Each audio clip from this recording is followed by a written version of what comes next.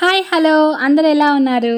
Morning హడావిడి అంటే గజిబిజి గందరగోళం. అందరికీ రాగి జావ కాస్తాను, తలా గ్లాస్ తాగారు. ఇక అత్తమ్మ వచ్చిన దగ్గర నుంచి నేనైతే జడ వేయట్లేదు, అత్తమ్మే వేస్తుంది.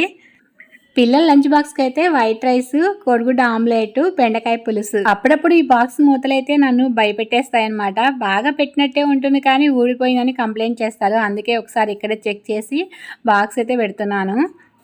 ఇక మార్నింగ్ టిఫిన్ అయితే పెసర దోశ వేసాను. పెసర దోశ వేసేటప్పుడు కొంచెం పప్పు ఎక్కువ నానబెట్టాను అనమాట, సరిపోతుందో లేదో అని. అది కాస్త చాలా ఎక్కువ అయింది. ఇక ఏం చేయాలని ఆలోచించాను. ఈవినింగ్ 4 o'clockకి టీ తాగే టైంలో పెసర గారెలు వేద్దాము అనేసి మిగిలిన పప్పుని ఫ్రిడ్జ్లో పెట్టేశాను అనమాట. ఆ పప్పుని మళ్ళీ మిక్సీ పట్టుకొని కొంచెం గట్టిగా ఇలా అయితే గారెలు చేశాను.